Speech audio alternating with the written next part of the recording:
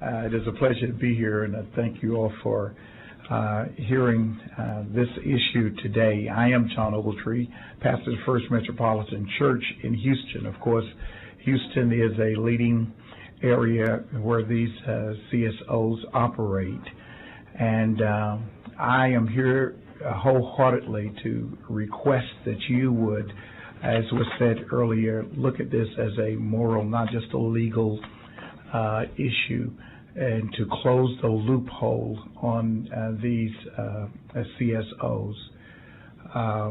What happens, I've heard a lot of talk today about there is a need for the initial loan. There is a need, but what happens with these loans is that the need is perpetuated once it is due, and the person cannot pay.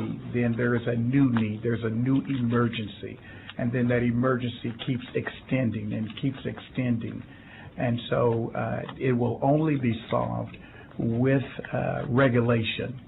As a faith community, we will pledge to you, we will do our job to educate, but we need you as the legislature to regulate and stop this practice. I'm going to tell you what's going on in Houston to show you why I think this is so important that this 82nd legislature take care of this issue now.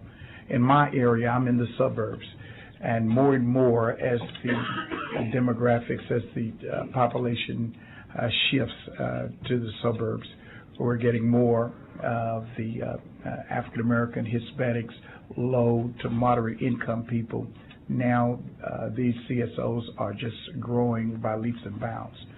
The latest tactic in our area now is, and I consider this predatory, they are now going to apartment complexes, talking to apartment managers, and asking, one, that their information can be in the handout. And also, some apartments are giving them the leeway to be in the common area and give refreshments and meet people. And we're just going to have more and more of a tragic, I'd say a tragic situation. So I pray and implore you to please regulate this industry so that we can stop people falling into this tragic cycle.